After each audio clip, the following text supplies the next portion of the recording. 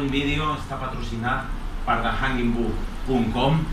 on, si entren en aquesta pàgina web, poden descobrir un nou tipus de llibre, que és un hanging book, o el llibre que es penja. Aquest tipus de llibre que serveixen amb un marc, estoig, marc, i alhora amb uns forats darrere, que permet els llibres il·lustrats, i òbviament també amb el seu text, introduir-los en aquest marc estoig, de tal manera que després es poden penjar, ja siguin fotografies o il·lustracions verticals, com també, a veure si trobem alguna, fotografies horitzontals. En aquest cas buscarem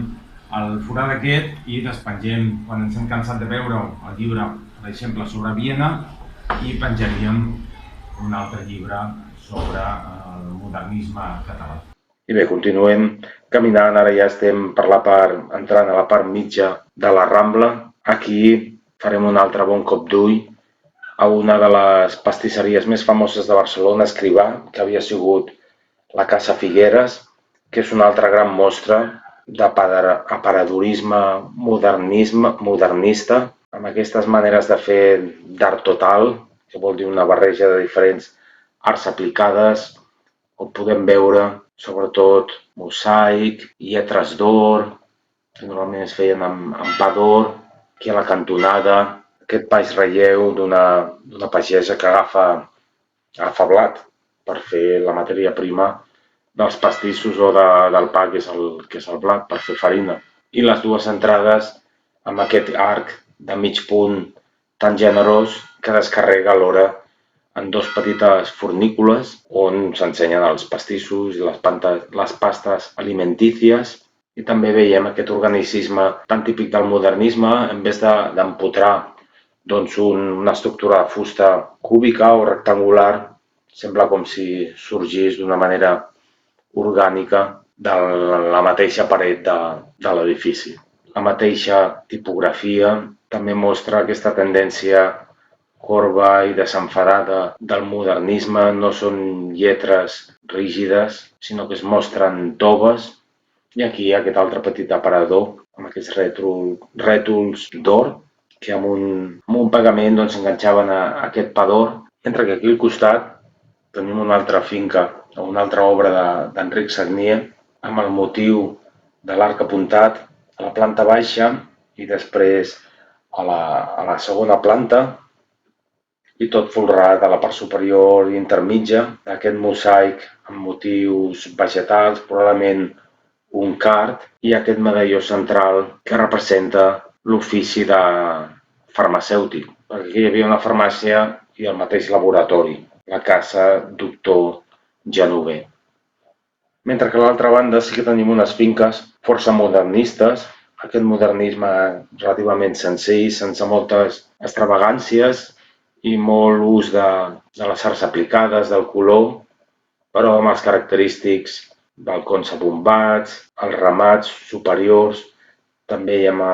aquesta ondulació. Aquí un petit balconet que seria d'aquest modernisme encara més eixelebrat, fins i tot podríem atribuir-ho, tot i que no ho sabem amb certesa, a Jujol, Josep Maria Jujol, que va fer aquests grans treballs de ferro forjat, com es pot veure, per exemple, els Pallaresos. I aquí al costat, en el que era una de les altres entrades o portals de la muralla de les Rambles, la casa Bruno Quadras, que té aquest aire tan xinès. Era una botiga de ventalls i de paraigües, i té aquests motius empotrats a diferents alçades, com aquest drac també, que aguanta un fanal i alhora mostra un paraigües. És obra de Vilaseca, de l'arquitecte que va fer l'Arc de Triomf, i comparant l'Arc de Triomf d'un aire mudèjar, podem constatar la versatilitat d'aquests arquitectes d'aquesta generació premodernista i també que van desenvolupar la seva carrera al llarg del modernisme, que tenien un ampli repertori, depenent del client, feien una façana més aviat barroca o clàssica, o en altres ocasions aquestes fantasies exòtiques, com podem veure en aquesta casa de venda de paraigües. L'altre edifici, per contra, la casa Domingo Taverner, d'Antoni Coll, de finals del segle XIX, sí que la podríem encabir en l'estil eclèctic, classicista. Sobretot el classicisme es pot veure a la primera planta amb aquests frontons que coronen les finestres i aprofitant la situació privilegiada, la confluència del carrer de la Boqueria amb aquesta petita plaça que dona a la Rambla, doncs una tribuna semicircular. I al costat l'Hotel Internacional, amb una font empotrada en aquella fornícula, d'aires ben clàssics, 1830, l'hotel clarament vuitcentista, amb profusió d'elements d'origen clàssic, com les pilastres d'aquí de la cantonada, l'adovellament de la primera planta, el coronament, el remat central, aquí just marcant com el centre de la Rambla, aquesta obra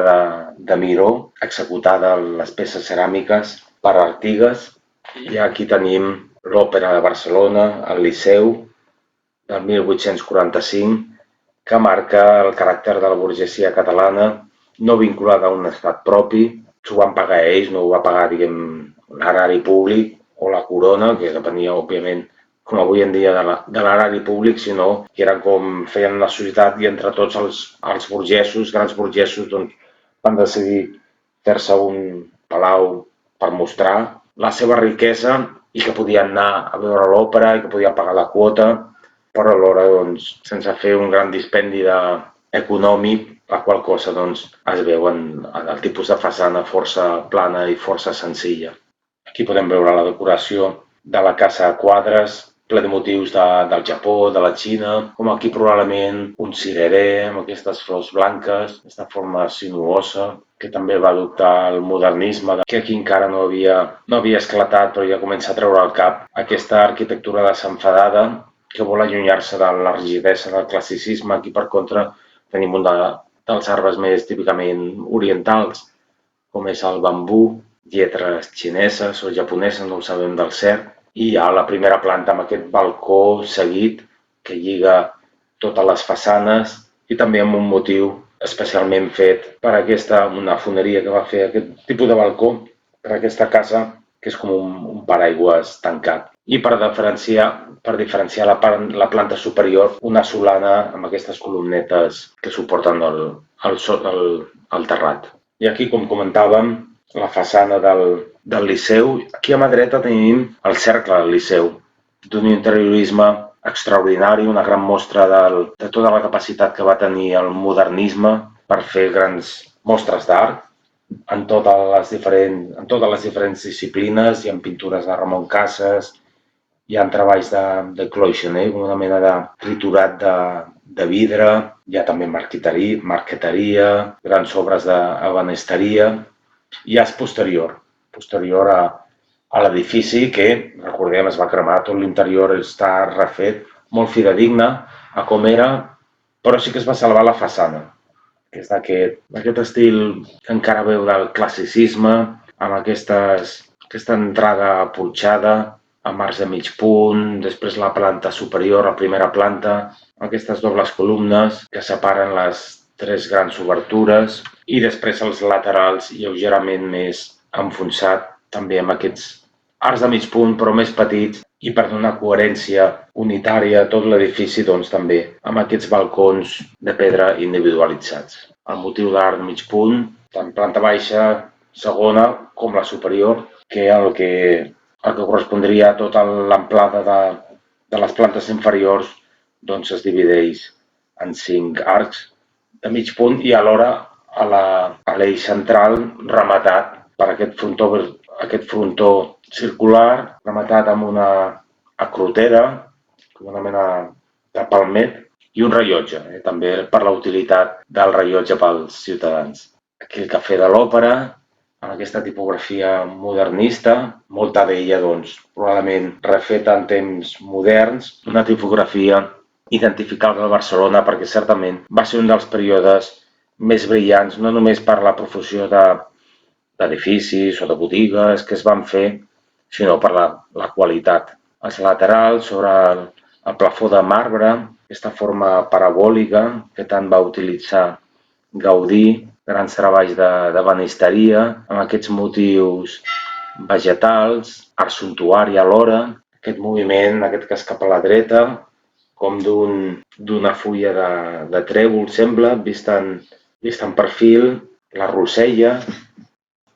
Bé, ara ja estem enfilant cap a la part baixa de la Rambla, aquí un dels creuaments importants de la Rambla, aquesta Barcelona premoderna, que encara no s'havia deslliurat de les muralles, s'intentava guanyar espai, ja començaven a fer carrers més amples i rectilinis, el carrer Ferran, una reforma moderna cap al 1840, i també on hi ha ara el que taca Fratxic en un edifici que mostra com es feia també, per exemple, a Berlín, amb les galeries, amb les primeres grans comerços, ja es prescindeix de la paret i tot es porta a través de pilars, de pedra o pilars de ferro colat, com podem veure a la planta baixa. Ja no hi ha parets de càrrega, amb la qual cosa, doncs, dintre de les botigues, a les plantes superiors, doncs, podien exhibir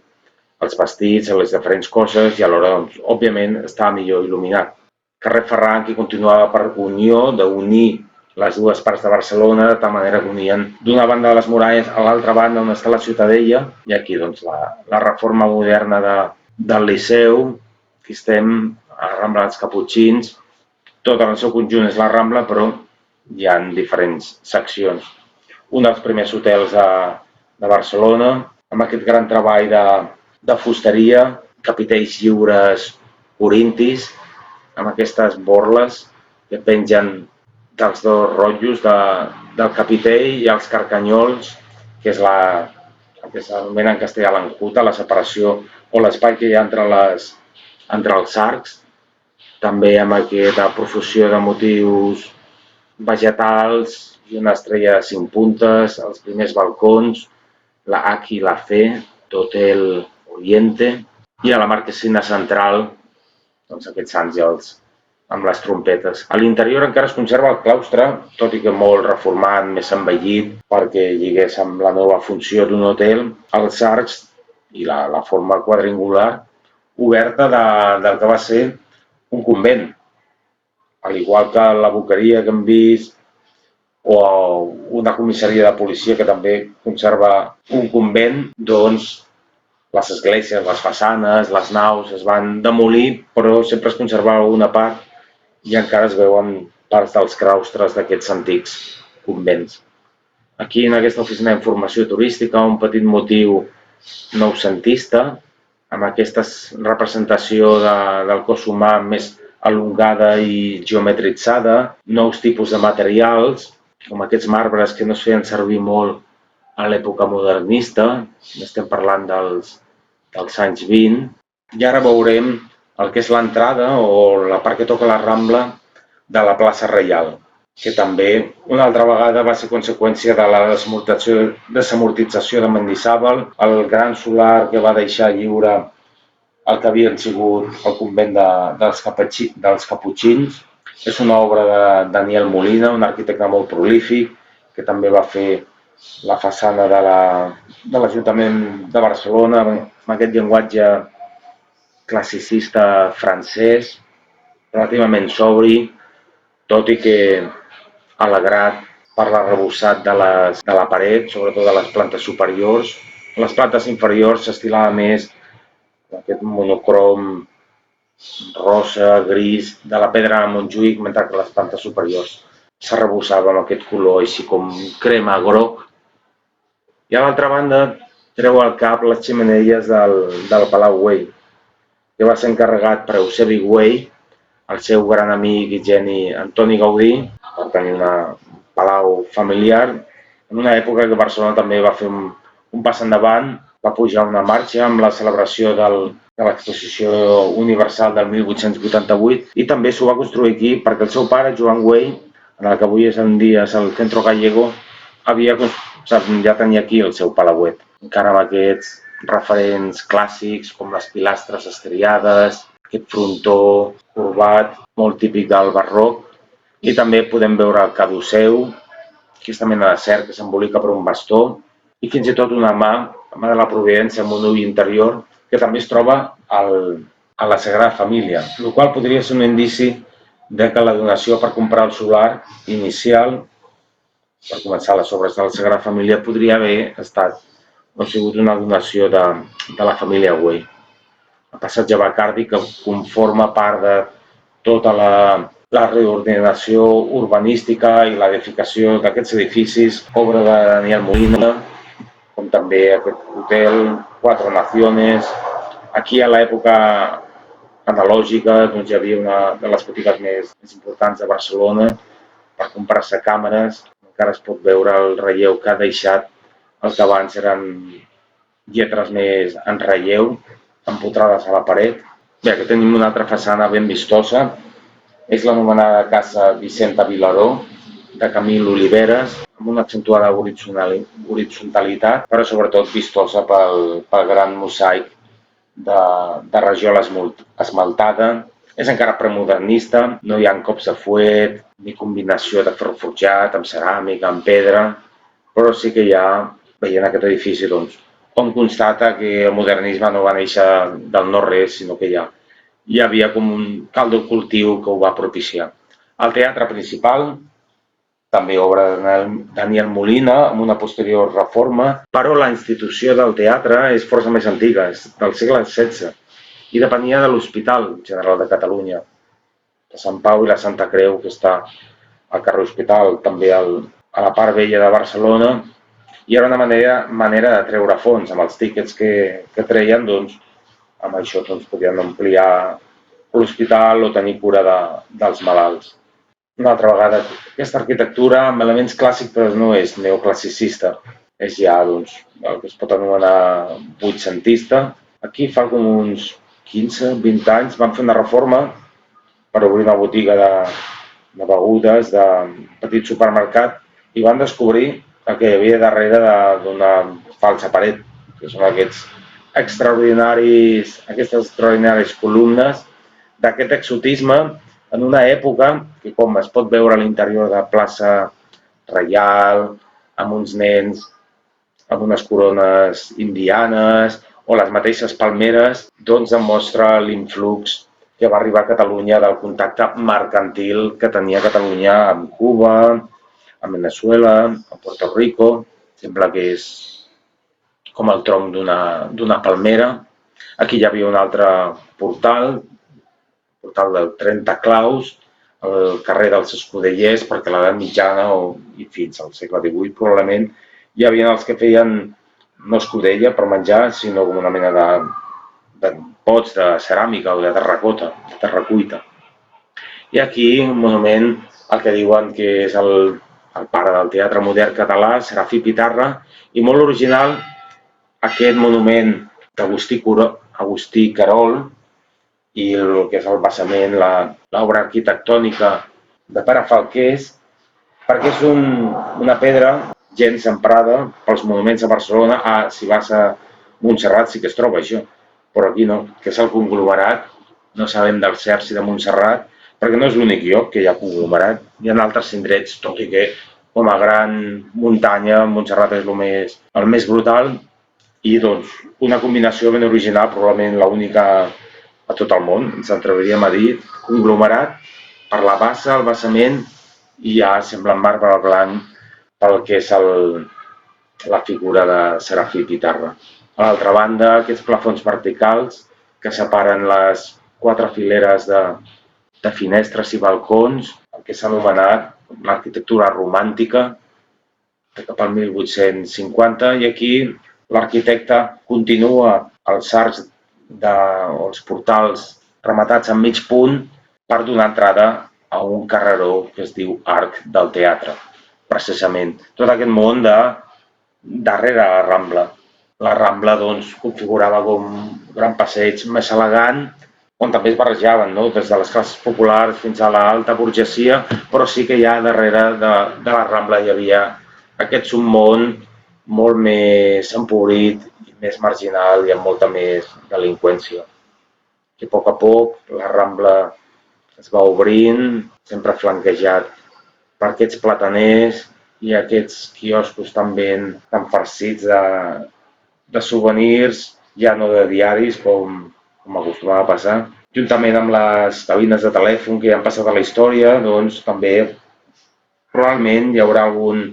que sobrevisqui d'aquests elements del mobiliari urbà i que amb el pas de les dècades doncs, la gent ho apreciarà, no? Com una mostra de l'estil d'aquella època, en aquest cas dels anys 80, no? Els quioscos. No tot de la Rambla del 1900 ha perviscut. Per on estava el Poliorama hi havia un teatre que el va fer gaudir, l'interiorisme. També hi havia com un quiosc molt modernista, són coses que s'han perdut. Molts dels convents van desaparèixer totalment, però aquí el que avui en dia és l'Arc Santa Mònica, excepte la part dreta, la part de l'esquerra encara es pot veure aquesta arquitectura d'època barroca, tot i que no és ben bé barroc, simplement aquesta arquitectura senzilla, no? Religiosa en aquest cas, amb una torreta que s'obre 4 aigües, o coronada de 4 aigües. Aquí, en el que és aquesta seu de l'UGT, hi havia el CACTI, que era el sindicat dels dependents i dels autònoms a l'època de la Segona República, i van patir la repressió de l'espanyolisme en contra dels catalans. De fet, van matar algun dels membres i van ser dels pocs que es van mantenir lleials a la declaració de l'estat català per part de Lluís Companys, mentre que els altres presumptament revolucionaris, com membres de la CNT, no van seguir la consigna de defensar les llibertats i després, amb la derrota de la Guerra Civil amb el franquisme, doncs, ja es va prohibir aquest sindicat. I de fet encara hi ha alguns trossos de bales o de l'empremta que van deixar les bales en aquest edifici. I aquí un dels pocs palaus que encara es veuen a la Rambla, el Palau Marc, un comerciant originari de Reus, es pot veure just damunt de la finestra de la primera planta diferents instruments o motius de la seva activitat, com la popa d'un vaixell, un timó, un canó, fins i tot sembla, paquets de comerç, com dient, mireu, gràcies al comerç, el que m'he pogut construir. Segueix la tradició dels palaus barrocs, en aquest cas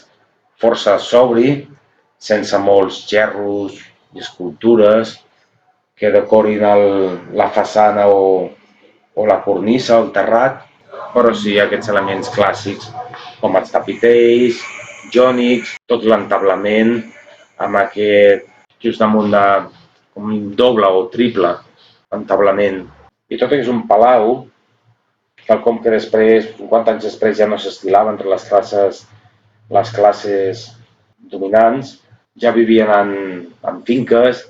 pisos molt grans, però no ben bé en palaus, ja mostra que Barcelona estava canviant perquè no és un palau d'una virreina, com hem vist abans, o d'un aristòcrata, sinó d'un capitalista. I aquí també una petita relíquia, aquestes societats que es feien per fer grans obres públiques, com el canal de la Reina Infanta a Madrid, que anava per accions, no? Com el cost era tan elevat, doncs si participes tens la rentabilitat assegurada i aquí sembla que és on la gent podia comprar participacions. Això era la part, diguem, de Barcelona abans que s'obrís l'Eixample, es derruïssin les muralles, dedicada als negocis i als bancs. Una mica més a baix acabarem amb el Banc de Barcelona. Aquí també hi havia un altre banc, Crédito i Docs, que després també va ser la seu del Banc de Barcelona. Obres d'Elia Rogent, el professor d'una generació molt brillant d'arquitectes, que també va fer la Universitat de Barcelona. Aquí combina l'art de mig punt, amb obertures rectangulars, biforades, amb aquesta balustrada, en el que seria una petita illa d'Eixample, és un octògon. I un museu de la cera, que era una de les grans atraccions de Barcelona, però sembla que ja ha tocat a la seva fi. Hi ha aquestes façanes anteriors. Molts d'aquests edificis que hem vist a la Rambla, la façana que dona a la Rambla, es marxaven més recursos estilístics i també econòmics, mentre que les parts anteriors, com donaven a carrerons,